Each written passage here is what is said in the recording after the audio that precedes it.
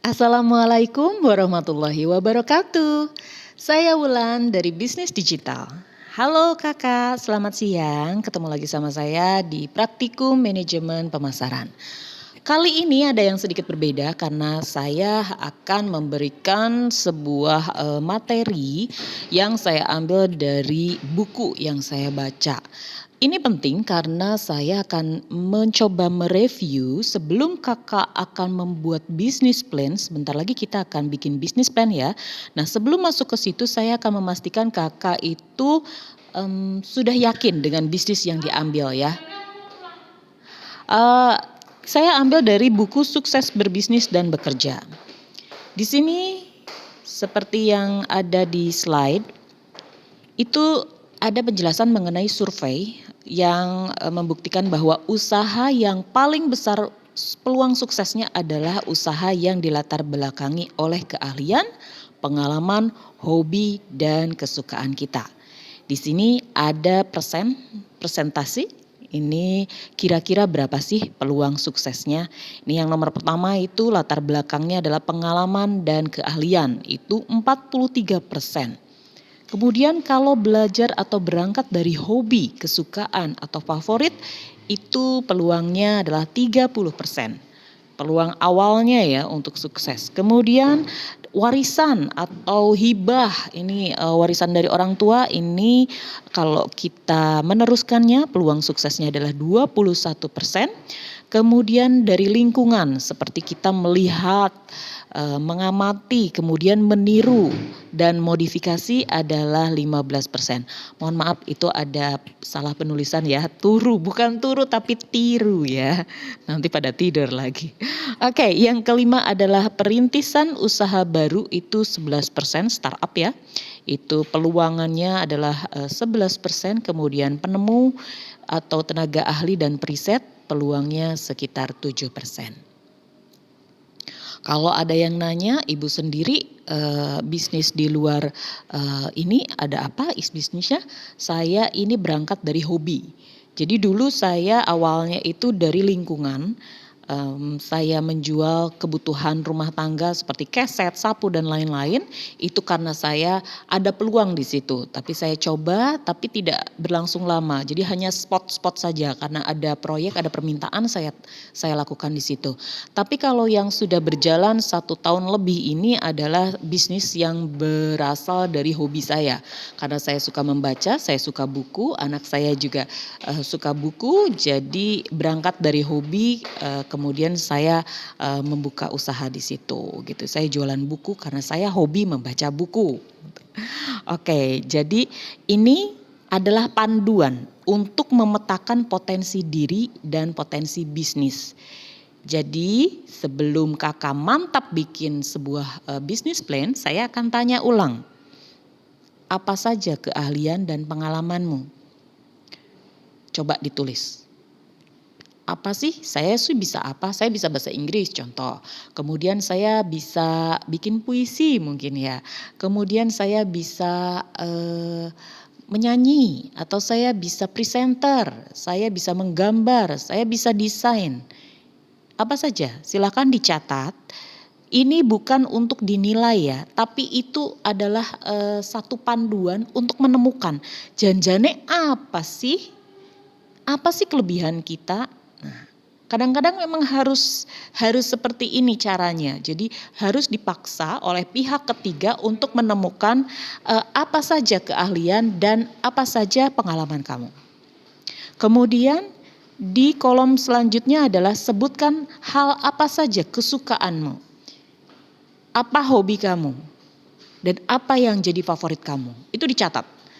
Itu nanti akan jadi peluang. Bahkan peluangnya ini bisa presentasinya bisa tinggi. Lihat nih, dari hobi dan kesukaan itu bisa sampai 30% peluang bisnis untuk suksesnya ya. Oke. Nah, di sini ada remarks atau tips jika bingung mendata, coba tanya ke orang terdekat. Bisa ke orang tua, mungkin yang sudah bersuami atau punya istri, silahkan tanyakan ke orang terdekat kamu. Terus juga bisa ke sahabat, atau mungkin yang sudah punya anak bisa tanya, sebenarnya kamu suka apa sih dari mami? Gitu. Suka apa sih dari ibu? Atau mungkin kalau punya teman kerja, ya tanya, coba apa sih kelebihan kita? Nah, gitu ya. Oke. Kemudian di sini ada slide selanjutnya adalah dari setiap satu jenis keahlian kesukaan bisa memunculkan banyak ide usaha. Contoh, kalau kita punya keahlian menjahit atau kita punya hobi mengarang atau membaca. Kita bahas dulu yang menjahit ya.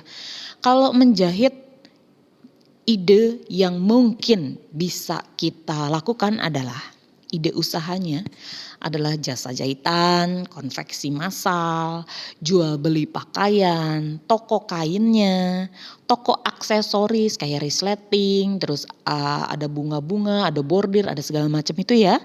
Kemudian ada toko rombak atau permak pakaian. Jadi yang mungkin udah bolong-bolong atau mungkin kegedean atau kekecilan. Nah, mungkin kita bisa difokuskan di situ. Kemudian ada juga produksi jilbab, produksi baju anak, pengadaan seragam sekolah atau perusahaan dan lain-lain. Itu dari satu keahlian. Oke, kita move ke hobi mengarang atau membaca. Ide usahanya bisa jadi penulis, bisa buka usaha penerbitan karena memang kita suka ya, kita tahu pasti tuh buku tuh apa sih, kualitas yang dicari orang tuh yang seperti apa. Nah itu kita kan dari hobi, karena kitanya suka buku yang seperti ini, mungkin kita juga bisa fokus di penerbitan apa gitu ya. Bisa saja, bisa juga penerbitan global, tidak harus selalu spesifik gitu. Kemudian ada juga untuk editor, freelance, kemudian penulis di komunitas. Ini jangan salah nih. Jadi penulis komunitas itu ada loh yang sebulannya dapat 25 juta. Itu penulis favorit saya. Saya suka baca tapi saya kebetulan belum pede untuk menulis ya. Jadi beliau ini dan biasanya ada 10 orang yang teratas itu mereka tergabung dalam satu aplikasi menulis. Jadi aplikasi menulisnya itu ya menulis tapi di aplikasi, kemudian ada bab-bab tertentu itu yang gratis, yang bab-bab lainnya itu berbayar. Jadi kalau contoh sampai bab 5 itu gratis, bab 6 kesananya bayar. Ada lagi yang gratis, ada yang bayar lagi. Pakai koin aplikasi.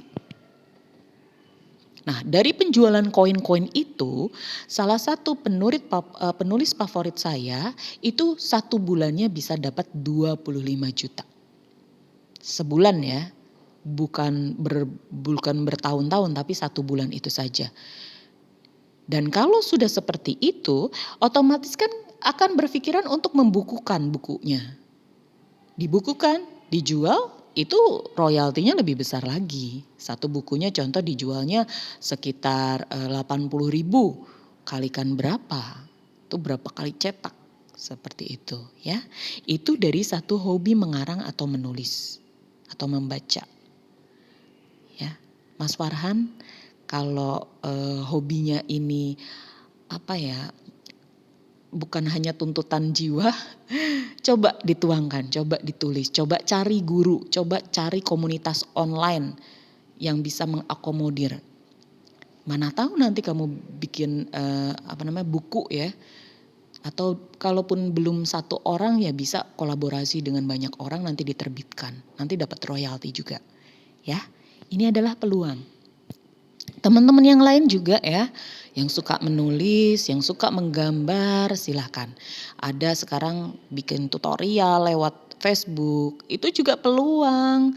Kayak kemarin kita bikin, ini kan biasanya kita bikin Canva ya, kita bikin desain-desain, itu juga bisa kita jual, itu peluang. Apalagi kalau kita suka. Nggak dibayar pun kita seneng, kita langsung kasih aja template-nya biar orang bisa pakai. Itu udah satu kesenangan kita karena karya kita berjejer jadi template di Canva yang bisa dipilih orang gratis, apalagi kalau berbayar. Itu bisa jadi pemasukan ya. Itu adalah peluang. Kemudian dari hobi mengarang atau membaca bisa juga menjadi usaha untuk resensi buku ya. Kita membedah isi bukunya yang seperti saya lakukan sekarang, isi bukunya tentang apa. Ini adalah resensi buku. Salah satunya ya. Kemudian ada jadi co-writer, penjual buku seperti saya. Kemudian ada reseller toko buku. Saya juga resellernya Gramedia.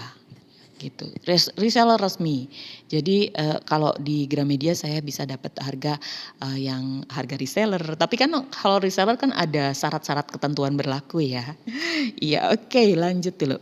Ide usaha dari terapi menjadi bisnis. Ini saya akan kasih contoh ya. Ada orang yang membuka bisnisnya itu karena dia terapi awalnya. Ini ada pasien kecelakaan namanya Bu Rini. Dia cuti kerja. Lama banget gitu ya. Tapi karena dia suka anggrek, saat terapinya itu membutuhkan kesembuhan lebih cepat itu ya paling enggak dengan sesuatu yang menggembirakan. Nah, salah satu yang bikin dia gembira adalah anggrek. Maka dokter menyarankan itu untuk mempercepat prosesnya. Itu karena dia kecelakaan, dia belum bisa melakukan aktivitas yang banyak, aktivitasnya terbatas, maka dia itu mencari apa yang dia suka. Nah, dia suka anggrek, maka terapinya adalah ya itu bergumul dengan anggrek ya, dia nambahin tuh koleksi-koleksi anggreknya, dia beli mungkin online. Lama-lama itu dari bisnisnya dia dari pertamanya hobi ya, karena dia terapi, Dari terapi dulu dia karena dia kecelakaan, kemudian dia hobinya adalah anggrek, salah satu yang membuat dia bahagia, maka dia setelah itu menambah beli lagi dia semakin banyak itu pilihannya. Nah, orang-orang yang datang ikut menikmati. Lama-lama mereka bilang, "Iya, aku mau dong. Aku beli deh sama kamu." 1, 2, 3, terus dia upload di foto-foto karena suka sih. Jadi di-uploadin itu, disenengkan karena suka, dimasukin ke fotonya dia, kemudian dia bisa upload dan lain-lain. Orang yang melihat kemudian, "Iya, aku mau dong, aku beli dong. Aku nggak tahu belinya di mana, aku beli ke kamu aja."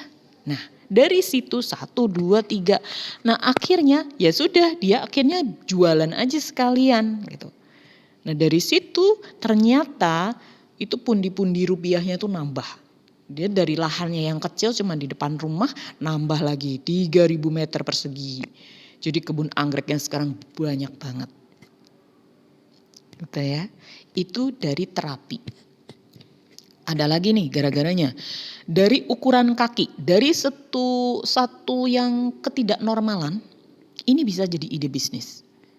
Nih, ini cerita dari Ibu Eli. Dia pembeli sepatu. Dia itu berbagi pengalaman karena zaman dulu itu dia kesulitan mencari sepatu yang pas untuk kakinya. Kaki kita tuh kan sebenarnya tuh nggak presisi banget loh. Jarang yang benar-benar presisi sama persis plek-plek gitu enggak. Kadang ada yang jari tengahnya itu lebih tinggi atau lebih panjang. Kemudian ada yang jebrag itu apa ya bahasa Indonesianya? Ada yang lebar kakinya. Kemudian ada yang itu berbeda-beda. Nah, kebetulan Ibu Eli ini mungkin perbedaannya itu agak jauh ya. Jadi tidak sama dengan kaki-kaki orang normal, batas toleransi perbedaan deviasinya itu agak beda dengan orang-orang. Jadi dia susah sekali untuk mencari sepatu yang pas. Nah, dia itu cuman bisa dipuaskan kalau dia itu memesan sepatu dengan ukuran yang sesuai dengan dia. Jadi dia itu harus selalu seperti itu.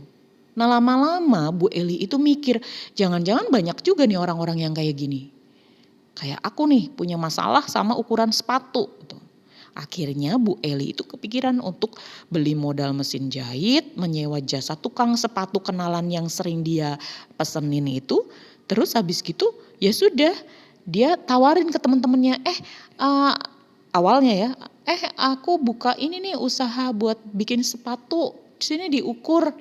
gitu, diukurin semuanya. Terus abis gitu baru semuanya pada pesen kan, ini model-modelnya cuman kayak gini, coba kayak gimana, ada nggak model yang dipengenin? Terus bisa saja dia minta orang itu mencari sendiri model, atau bisa saja dia langsung yang sudah jadi, yang sudah pernah dibikin itu difoto terus dikasih kayak dibikin katalog lah.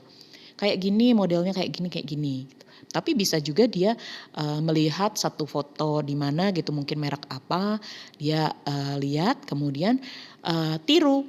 Dia tiru tapi jangan plek ya. Nanti kalau plek itu kan ketemunya nanti akan kena ini apa KW-KW-an gitu kan, nanti bisa kena hak cipta ya.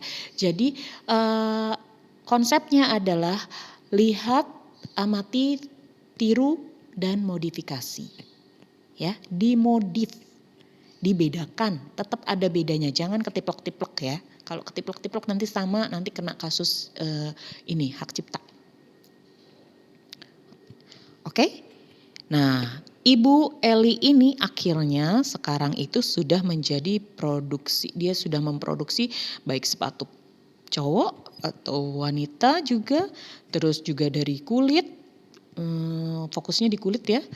Tapi untuk bahan yang lain dia tetap bisa sih, cuman dia fokusnya untuk yang usahanya ini adalah sepatu kulit. Kemudian dia juga bisa menyesuaikan sesuai dengan keinginan pelanggan, atau juga bisa memesan sepatu seperti katalog yang ada. Kemudian ini bisnisnya diawali dari kebutuhan profesi. Ada juga nih, ini namanya Ibu Rani. Ibu Rani ini adalah jurnalis. Awalnya dia butuh buat pekerjaannya dia. Jadi dia butuh notes, dia butuh catatan kecil, tapi karena lagi mahal di Gramedia dan di mana-mana itu kan lumayan harganya, akhirnya dia bikin sendiri. Jadi dia beli notes yang polosan itu, yang harganya murah itu, terus dia motong-motong lembaran kertasnya, mungkin kan dimodif-modif tuh, yang lucu-lucu, di kolase, diapain, terus dia tambahin sampul dari kain. Dia bikin kayak gitu. Akhirnya karena dia pakai sehari-hari kemana-mana, pada saat dia liputan, pada saat dia rapat, pada saat dia kerja, teman-temannya jurnalis juga, teman-teman satu kantornya yang satu divisi itu kan ngelihat, ih lucu banget, ih beli di mana? Enggak, aku nggak beli, aku bikin. Ih serius lo bikin sendiri, bagi dong. Bagi, beli dong, ini kan pakai modal gitu. Aku bikinin ya gitu. Awalnya kayak gitu. Dari situ nyebar, semuanya pada ikut suka, terus pada beli juga. Nah dari situ dia akhirnya mulai jualan sesuai request gitu. Kemudian dari situ ada orang yang nanya, bisa nggak aku mau nikahan, aku mau bikin buku tamunya sama album fotonya biar matching, bisa nggak dibikinin? Oh iya ya, tadinya belum pernah, tapi karena ada peluang jadi akhirnya dia ambil. Oh iya iya bisa. Atau juga kayak gini, anakku baru lahir nih, album fotonya dong disampulin, ini dibikinin kayak ginian. Wah jadi bisnis. Sampai sekarang masih berbisnis ini. Jadi ada motifnya kan berkembang ya, karena kan orang ini kan sesuai pasar ya. Ada yang minta yang kotak-kotak, mungkin yang ABG, terus ada yang minta polkadot, ada yang minta bunga-bunga, brokat dan lain-lain. Ada juga yang mungkin suka BTS atau Koreaan, K-pop, itu nanti bisa disesuaikan seperti itu ya. Itu bisnis yang berawal dari kebutuhan profesinya dia. Oke, kemudian ini mindset. Jadi ada cerita tentang Mamat si penjual mie ayam. Jadi dia hanya jualan keliling awalnya, kemudian dia buka mangkal. Dia sewa juga, jadi dia dan istrinya itu kolaborasi. Dia awal-awal Pak Mamat ini keliling-keliling pakai gerobak. Nah istrinya dibukain tempat kecil aja, sewa tempat mie ayam. Jadi kalau orang kepengenan tuh mereka nggak harus nunggu dia nyampe keliling-kelilingannya gitu. Tapi orang sudah tahu harus pergi kemana. Jadi pada saat dia dorong gerobak itu, dia selalu komunikasikan kepada pembelinya, kalau nanti suka, kalau mau nanti cari aja, saya juga punya itu sewa kontrakan di ini, tempat untuk mie ayam gitu. Jadi dia nanti mengarahkan orang-orang untuk beli langsung ke sana. Itu itu kan promosi, bagian dari promosi. Nah habis gitu nanti dia juga kasih nomor telepon juga. Nah, nomor teleponnya dipampang gede-gede, jadi kalau orang mau pesen untuk arisan atau untuk apa itu bisa gitu ya. Jadi si Pak Mamat ini orientasi pasarnya itu udah orientasi ke depan.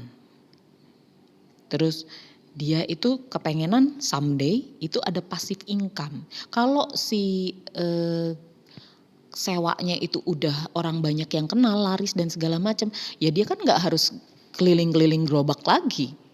Dia kan bisa di rumah bikin aja si bundel-bundelannya. Terus habis itu dia bisa shopping-shopping, dia bisa pergi kemana gitu sama istrinya. Nanti kan itu bisa autopilot bisnisnya, dijalanin sama orang. Yang penting kan rahasia dagangnya di Pak Mamatnya. Atau bahkan bisa dijual franchise. Rahasia dagangnya bisa di franchise kan, mahal, dapat lagi tuh.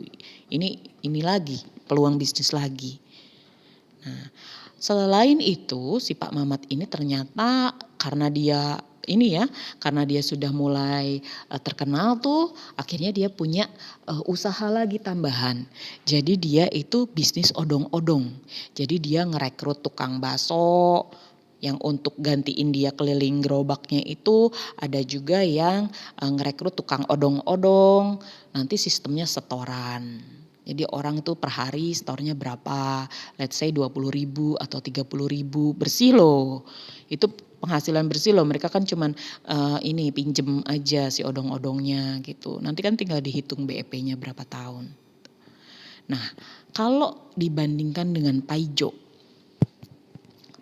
ini penjual mie ayam, jualannya keliling, tapi dia nggak buka mangkal. Jadi dia itu keliling sampai tua, dia juga nggak gencar-gencar amat promosinya, ya cuman ya pesan berapa ya udah pesen kasih, udah selesai. Nggak ada follow up-nya, Bu kalau mau arisan bisa pesan ke saya atau gimana lah gitu, itu tuh nggak ada, kurang. Jadi dia kurang mempromosikan, ya udah tahun-tahunan dia tetap aja jadi Paijo yang pendorong ini gerobak mie ayam. Orang udah kemana dia masih aja dorong-dorong gerobak. Bukan salah, cuman kurang cerdas gitu loh. Bukan salah, dia boleh seperti itu, tapi apa? Nanti kalau dia sakit, kalau dia tua, dia nggak kuat dorong gerobak lagi, terus gimana? Siapa yang meneruskan usahanya? Berhenti. Anaknya. Ya kalau anaknya mau, kalau enggak.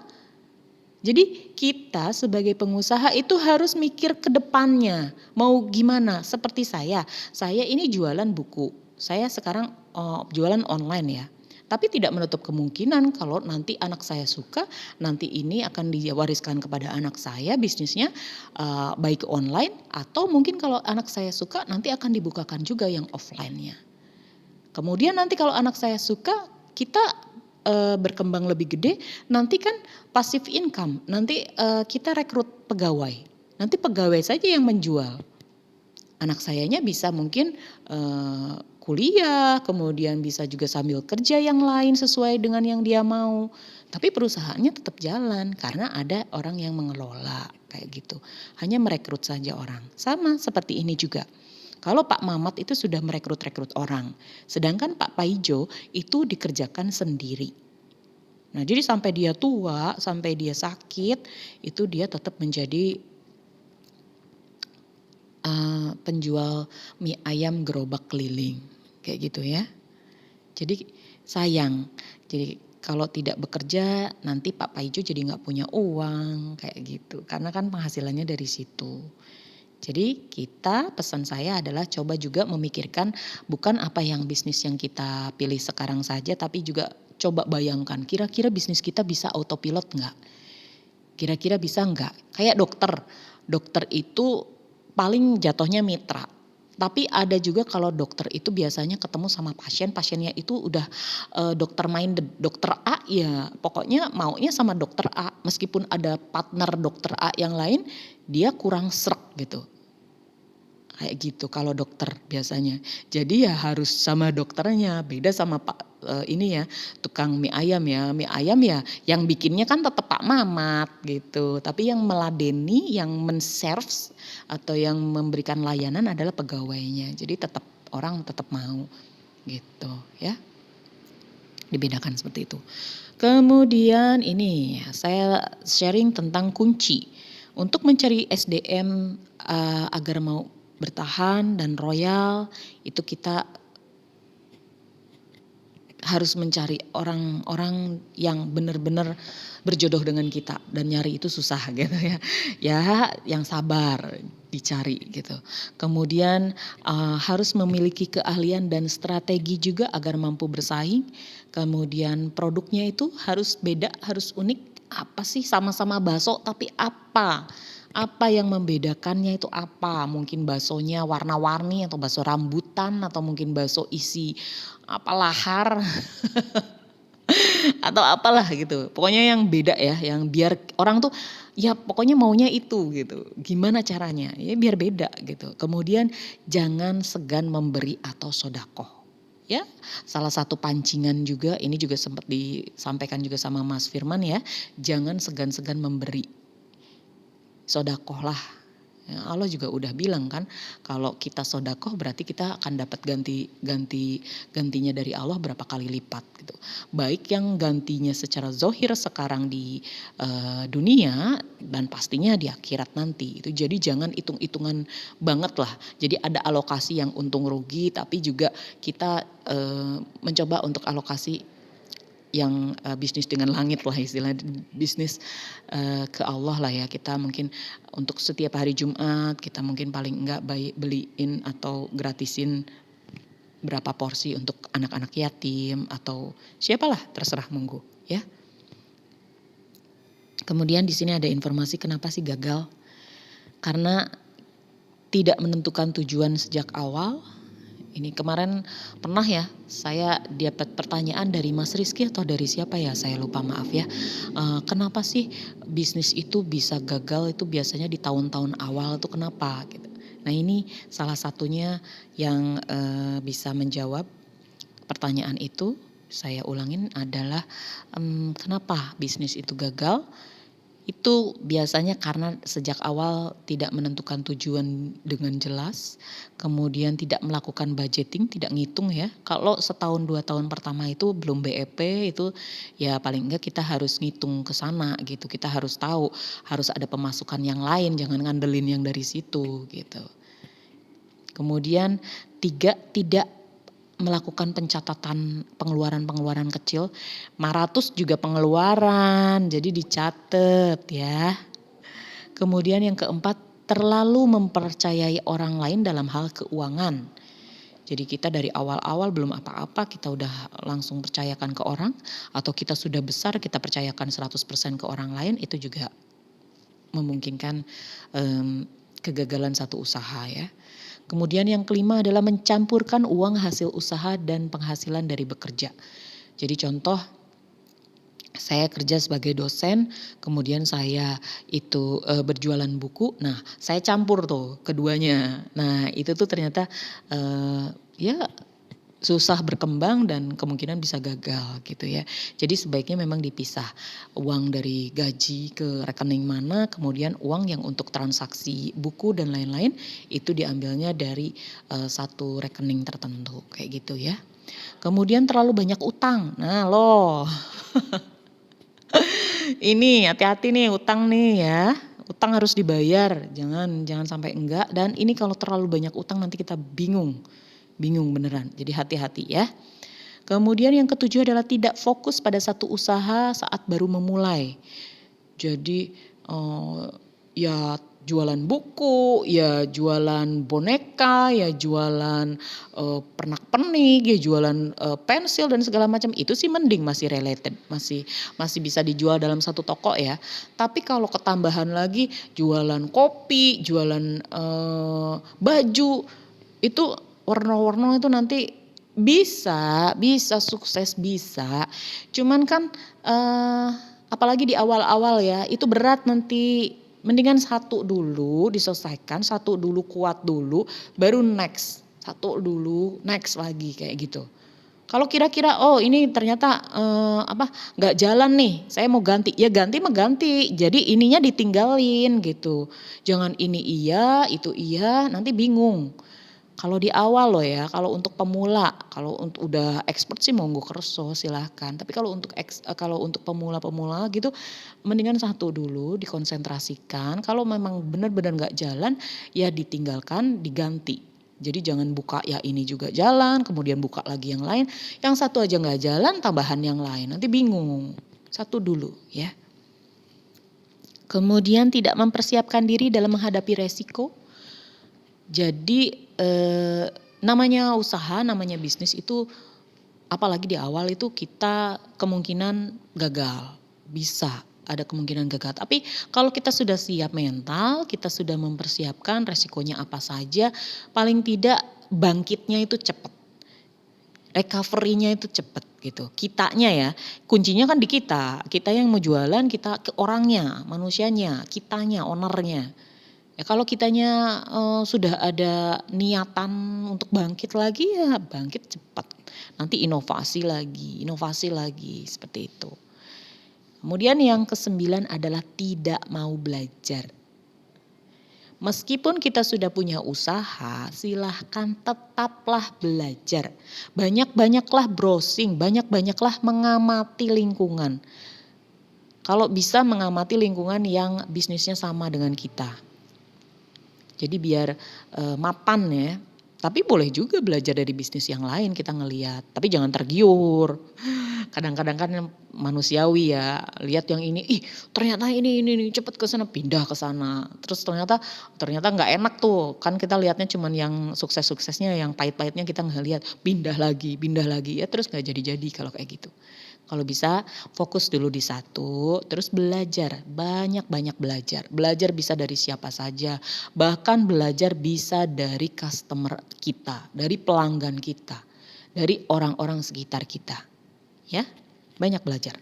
Agar sukses, silahkan tentukan tujuan, kemudian kita juga cari dukungan dari keluarga, atur waktu, pisahkan kepentingan dan pisahkan bisnis sesuai. Dengan modal yang terjangkau, dapat dijalankan sambil bekerja kira-kira. Ini kan bisnis yang bisa disambi ya. Kita milihnya adalah bisnis yang bisa karir dapat, bisnis juga iya. Jadi di sini ada klausal tentang pilih bisnis yang bisa dijalankan sambil bekerja ya. Bukan sambal tapi sambil. Kemudian pilih bisnis yang berbeda dengan tempat kerja biar kita juga enggak konflik kepentingan ya. Kita contoh di rumah sakit. Di rumah kita jualan alat-alat rumah sakit. Nah, itu biasanya nanti kadang-kadang ada clash, ada gimana gitu. Jadi ya kalau bisa sih beda-beda. Boleh sih sama sih, nggak haram juga, boleh aja asal bisa memanagenya aja dengan baik gitu ya. Biar nggak ada konflik kepentingan. Kemudian buat petunjuk operasional kerja dan sistem yang baik. Jadi nanti kan kalau sudah ada SOP-nya, siapapun yang melakukan itu bisa. Jadi nggak harus kita. Nggak harus kita sebagai owner yang harus melakukan. Tapi kalau sudah ada sistemnya itu biasanya orang tinggal menyesuaikan ke sistem itu ya. Kemudian pilih rekan yang tepat. Nah ini orang manusianya, SDM-nya. Hati-hati, silahkan Anda boleh percaya tapi jangan 100% langsung gabrukin ke orang, apalagi tidak dimonitor, terutama yang bagian keuangan ya, hati-hati. Kemudian sinergi yang baik, kemudian adalah membentuk jaringan. Jadi kita banyak-banyakan relasi, kalau perlu nanti kita mungkin menggait reseller itu kan sama jaringan juga itu namanya. Kemudian seimbang antara kerjaan kita yang contoh saya ya dosen, seimbang pekerjaan saya dosen dan pekerjaan saya di luar atau bisnis saya sendiri di luar menjadi dosen, itu harus diseimbangkan. Jangan saya 100% ngurusin kerjaan saya di jualan buku di kantor gitu 100% gitu. Enggak lah, jangan. Tapi harus diseimbangkan. Kalau di kantor ya urusan kantor, kalau di rumah ya mungkin bisa kita fokus ke kerjaan kita yang satunya ya. Oke, kemudian di sini adalah biaya produksi, saya akan baca atau sampaikan secara garis besar saja ya. Biaya produksi itu terbagi menjadi 3, ada bahan baku, ada tenaga kerja dan overhead. Yang termasuk bahan baku itu ada terbagi menjadi 2, ada yang utama dan penolong. Contoh, kalau kita bisnisnya baju, baju itu yang utamanya adalah, bahannya itu bahan bakunya yang utama adalah kain, percanya atau yang lain-lainnya. Nah, kalau penolongnya itu kayak resleting, benang, brokat gitu, brokat yang, buat renda di tangan ya. Nah, itu kayak gitu itu namanya penolong. Kalau yang utamanya adalah si kainnya sendiri gitu ya, itu bahan baku. Kemudian tenaga kerja itu ada upah, ada gaji. Kalau gaji itu biasanya bisanya tetap ya, berapapun orderan yang masuk ya gajinya kepada penjahit kita ya sama. Tapi kalau pakai upah ya, per per ini, per pesanan gitu ya, kayak gitu. Kemudian kalau overhead, apa yang dimaksud dengan overhead? Overhead itu adalah semua biaya yang dikeluarkan yang berhubungan dengan produksi langsung. Jadi selain bahan baku tadi sama tenaga kerja itu, biaya-biaya apa saja yang ngaruh. Ya contoh ya bikin baju itu kan pakai mesin ya, mesinnya itu kan kita beli. Nah itu kan seperberapanya kita hitungkan, kita comotin tuh harganya berapa nih kira-kira untuk, biaya mesinnya. Ya enggak biaya mesin 25 juta terus kita tulis 25 juta ya enggak gitu, kan perkiraan, kita pakainya perkiraan berapa tahun ini mesin biasanya normalnya, kemudian dalam 1 hari itu kira-kira bisa berapa, jadi kan kita sudah tahu asumsinya berapa per baju itu biasanya kenanya tuh berapa gitu ya. Itu kan perkiraan bisa dikira-kira. Kemudian tenaga kerjanya maaf, kalau tenaga kerja itu kan tadi masuk sendiri ya, ada posnya sendiri. Nah kalau overhead itu justru di luar tenaga kerja sama bahan baku, maaf nih. Contoh yang lain mungkin biaya angkut atau mungkin transportasi, kita dari pasar dulu beli ini, beli itu dan segala macam ya kita tulis. Ya. Tapi jangan kita tulis semau-mau kita. Kita ke pasarnya mau beli sayur kenapa kita taruhin di, harga jual kita ya enggak matching, kecuali kalau sekalian gitulah ya mungkin bisa gitu. Tapi kalau yang kita hari-hari, ke pasar beli bukan urusan, menjahit tapi kita masukin situ ya nanti harga kita akan mahal banget gitu, nggak nutup ya. Kemudian ada juga biaya promosi, mungkin kita promosikan apalagi yang berbayar ya, itu bisa dihitung, bisa, kita perkirakan berapa sih kenanya sebaju itu berapa gitu. Nah kemudian ada juga biaya listrik, karena kan kita pakai listrik ya pada saat, mungkin menjahit atau minimal kita pakai lampu pada saat kita menjahit meskipun siang hari mungkin kan, butuh lampu yang terang pada saat kita menjahit, nah itu bisa dikalkulasikan. Itu namanya biaya overhead. Kemudian di sini saya akan jelaskan secara, garis besar, ada biaya fixed cost dan variabel. Kalau fixed cost itu biasanya sewa tempat, kemudian gaji karyawan, berapapun orderan yang masuk gajinya sama gitu kan, dibayar harus tetap tiap bulan. Nah kemudian juga ada biaya penyusutan. Jadi nggak dipakai alatnya itu tetap berkurang ada biaya penyusutannya. Ini juga mungkin fixed cost-nya juga adalah mesin ya, mesinnya juga bisa masuk ke situ. Kemudian kalau variable cost itu ada komisi penjualan, kemudian mungkin kan kita pakai orang reseller dan segala macam yang, promosiin kita, nah kita pakai komisi atau lain-lain gitu ya. Kemudian ada biaya listrik, biaya air, biaya internet, biaya transportasi dan biaya peralatan seperti, tinta, printer, bensin, oli, spare part, alat makan sekali pakai atau yang lain-lain. Karena ini kenapa ada segala macam oli dan lain-lain, ini kan secara global ya, bukan tentang menjahit saja tapi ini secara global. Oke Kakak, kalau ada pertanyaan silahkan ya, ditanyakan saja biar nanti saya bisa, segera, merespon, bisa lewat WA ataupun nanti pas grup diskusi ya. Oke, kemudian di sini ada cara perhitungan bahan baku. Contoh saja ya ini ya. Ini contoh harga pokok produksi itu kita ambilnya itu dari biaya produksi. Biaya produksi itu tadi ya, yang di sini ada 3. Itu dimasukkan semua, bahan baku plus tenaga kerja plus overhead. Itu dihitung kira-kira berapa. Nah ini contoh saja, contoh ada bahan baku utamanya adalah 125, ini ongkos jahitnya itu 50.000, kemudian biaya listrik let's say 7.500. maaf. Kemudian mesin jahit ya anggap aja 15.000 dari berapa juta ya. Kemudian biaya promosi kita anggap 10.000 karena rombongan dengan promo-promo yang lain. Kemudian jasa desain ya biasanya kan desain mahal ya, tapi kan ini kan jahit rumah tangga ya, jadi mungkin harganya murah gitu ya. Itu fixed cost. Karena kan dipakai berapa kali, bentuknya pun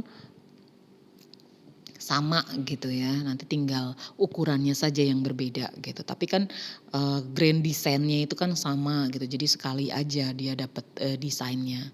Kemudian bahkan kadang-kadang itu udah sepaket ya, udah bukan jasanya sendiri kemudian ongkosnya sendiri, kadang-kadang itu jadi satu paket gitu.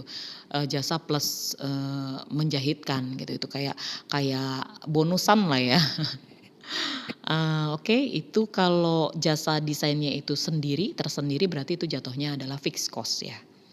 Kemudian sewa tempat usaha. Nah, tempat usahanya juga ini fixed cost. Tapi kalau tempat usahanya pindah-pindah ya itu jadinya ya bisa ya kalaupun pindah juga kayaknya kalau dalam 1 tahun itu masih kategorinya itu fixed cost deh. Maka akan kita bisa temukan HPP-nya berapa. Jadi tinggal dijembrengin, dijumlahin fixed cost sama variabelnya itu terdiri dari overhead, terdiri dari tenaga kerja dan bahan baku ya. Kita masukin, ketemu HPP. Kita kasih tambah A, kita tandain A. Kemudian kalau kita pengen ada laba, contoh 12% dari HPP. Ya sudah 12% dari HPP-nya tadi 232.500 itu hasilnya 27.900. Let's say kita tambahin B. Nah, kalau kita kena pajak, kalau sudah ada pajak kita mau ngitung pajak, itu contoh pajaknya ini contoh ya. Ini 5%. Ya berarti kan 5% dari HPP plus pajak gitu. Kemudian ketemu. Nanti pajaknya kita bebankan lagi kepada harga jual. Jadinya totalnya sekitar 273.420. Dibulatkan jadi 275.000. Saya tadi bilangnya berapa? 2 juta. 273 ya, maaf ya. 273.420 lalu dibulatkan jadi 275.000. Itu pembulatan. Jadi kita ketemu harga jualnya itu berapa gitu ya. Ini contoh bajunya. Kenapa ini mahal ya? Karena baju. Coba mungkin Mbak Atiko itu bisa ya dicek ya berapa harga harga bahan bakunya, kemudian tenaganya ya paling enggak berapa gitu dihitung juga boleh di situ. Upah atau apa ya dimasukin juga ke situ. Kemudian selain nanti dari HPP, selain kita menghitung HPP-nya, kita juga jangan lupa untuk melihat pesaing-pesaing kita juga. Jangan sampai kita harganya ciloknya contoh 275.000, padahal orang lain jualnya cuma 5.000. Ya kacau juga gitu. Jadi tetap selain kita menghitung harganya bahan bakunya kita juga tetap harus melihat pasaran, harga pasaran seperti apa gitu ya. Kecuali kalau memang punya kita tuh produknya memang benar-benar nggak ada lagi pesaing yang lainnya ya boleh aja kita ngeset harga semau kita. Tapi kalau banyak persaingnya ya tetap dilihat ya lingkungannya seperti apa. Oke Kakak, ini ada tambahan info contoh juga. Contoh nih ada biaya tetap 80 juta. Biaya variabel per unit itu 50.000 let's say. Ini beda kasus ya sama yang atas ya. Ini cuma contoh aja. Kemudian harga jual per unitnya adalah 70.000. Keuntungan yang diinginkan kita 30 juta. Berapa lama bisa BEP? Pertanyaannya gitu. BEP-nya gimana kalau kita cuma punya datanya seperti ini? Untuk mencari BEP itu biaya tetap dibagi harga per unit dikurangi biaya variabel per unit. Jadi 80 juta dibagi 70.000 kurangi 50.000. Jadi 80 juta dibagi 20.000. Nah ketemu 4.000. Jadi kalau kita mau BEP, kalau harga jualnya kita adalah 70.000 barangnya, eee, sedangkan biaya-biaya lainnya itu adalah 80 juta, kita bisa BEP-nya atau balik modalnya itu kalau kita sudah menjual 4.000 unit. Kayak gitu, kita bisa BEP-nya. Berapa lamanya ya tergantung, satu harinya kita bisa jual berapa, kayak gitu. Kalau kita mau ngitung BEP-nya. Kemudian target laba. Kalau kita kepengenan kita untung 30 juta dengan variabel tadi ya. Nah, itu gimana caranya? Itu jumlah unitnya sama dengan biaya tetap ditambah laba yang ditentukan atau yang laba yang diinginkan dibagi margin kontribusi per unit. Jadi 80 juta ditambah 30 juta dibagi 70.000 dikurangi 50.000. 70.000-nya adalah harga jual dikurangin fixed cost. Maaf. Dikurangin variable cost justru ya, variable cost per unit. Maka hitungannya adalah 110 juta dibagi 20.000. Hasilnya adalah 5.500. Agar usaha kita untung 30 juta, maka kita harus menjual sebanyak 5.500 unit. Kayak gitu ya. Kalau mau BEP cukup jualnya 4.000. Tapi kalau kita mau untungnya 30 juta, kita menjualnya harus 5.500 unit. Satu unitnya kita jual tadi harganya 70.000 ya. Ini apaan, jual apaan? Ya mungkin jual buku bisa, mungkin jual aksesoris bisa atau apa aja. Terserah ya. Itu nanti itu sebagai gambaran kalau kita bikin harga jual, kemudian kita menghitung BEP kita, reng-rengannya kayak gimana gitu. Nanti kita harus bedain dulu mana fixed cost, mana variable cost ya.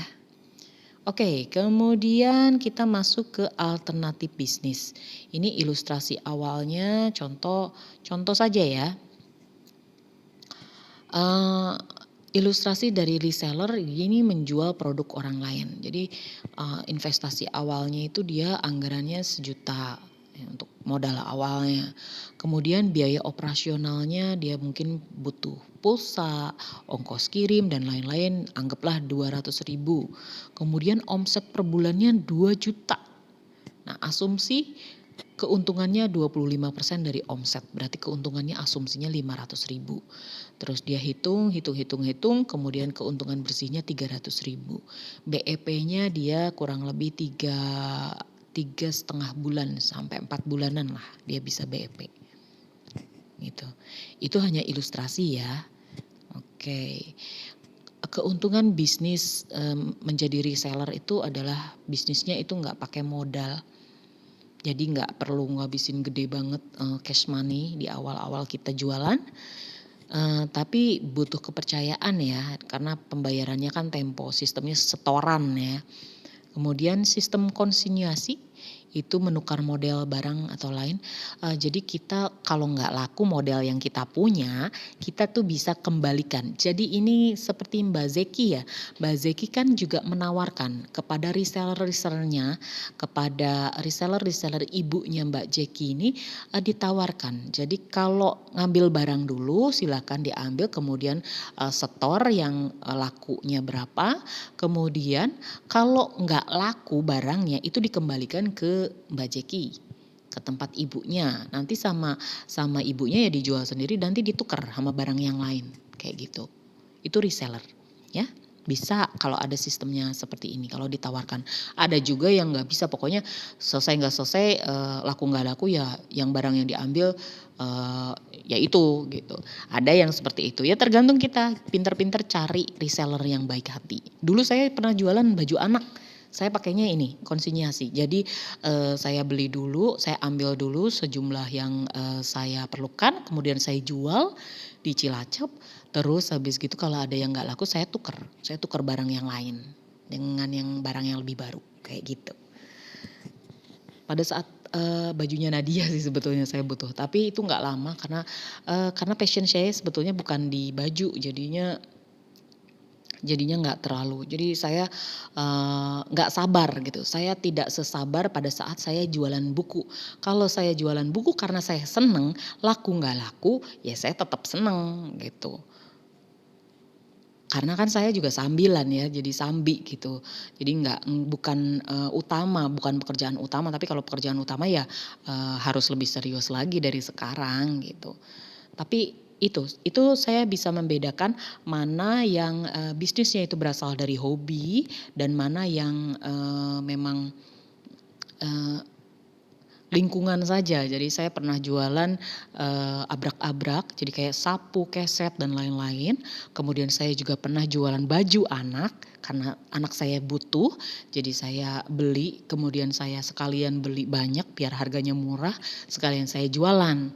Nah, tapi saya tidak cukup, sabar gitu menunggu itu semua selesai, kemudian akhirnya saya beralih ke buku, karena buku itu memang saya koleksi dari lama, dari umur saya kelas 4 SD saya sudah punya koleksi buku. Nah dari situ saya, sampai sekarang masih membeli buku, aktif membeli buku. Karena kebanyakan beli buku maka suami, meminta saya untuk menghentikan kebiasaan saya, akhirnya saya nego, saya jual sebagian gitu.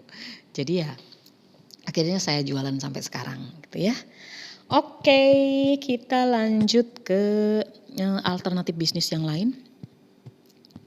Oh iya, pemasaran targetnya kita jangan lupa ya, kita bisa mulai dari teman-teman terdekat, saudara-saudara, tetangga, terus kita juga mungkin bisa, pas kalau ibu-ibu ya ada pertemuan arisan. Nah, kalau teman-teman kan mungkin lagi kongko-kongko juga bisa tuh sambil jualan ya. Oke, kita langsung masuk ke alternatif bisnis, ada MLM, itu juga bisa kita kalau mau ambil MLM itu, coba dicek dulu ya itu, terdaftar di APLI, Asosiasi Pengusaha Langsung Indonesia. Jadi dipastikan terdaftar di situ biar kalian nanti tidak jong. Kalau MLM itu nanti ya banyak-banyak belajar aja deh di situ, ambil positifnya, banyakin, ininya ya, belajar sistem, kemudian belajar afiliasi, belajar jaringan juga. Kita tahu kita seperti apa sistemnya, kita tahu kayak gimana, banyak-banyak belajar di situ, eee, untuk ya bisa nanti kita bisa terapkan di perusahaan kita sendiri gitu. Jadi jangan langsung antipati, "Wah MLM," ya tergantung kita masuk ke situ mau ngapain, kita belajar dulu sistemnya, terus kita juga coba jualan, nanti kan bisa dapat ilmunya, kemudian kita aplikasikan di tempat kita sendiri, bisa kayak gitu. Nah kemudian alternatif bisnis lain ini ada beberapa ya, ada mungkin jadi internet marketing. Atau kalau enggak ya kayak kemarin lah ya kita kontributor Canva, itu juga desain itu juga salah satu alternatif bisnis ya. Ada networking marketing juga ya bisa, kemudian ada bisnis kue dan masakan, ini anak-anak KWU banyak nih. Kemudian kita juga ya ada Mbak, eee iya, banyak di kita juga ya, ada keripik singkong juga masuk ya Mas Rizky, kemudian juga ada Mbak Mela ya, ini sate juga bisnis juga, ini makanan kuliner ya. Kemudian ada voucher elektronik juga nih bisa nih, kita jualan, modalnya nih di sini ada, perkiraan ya, saya tekankan lagi di sini adalah perkiraan saja gitu ya. Oke.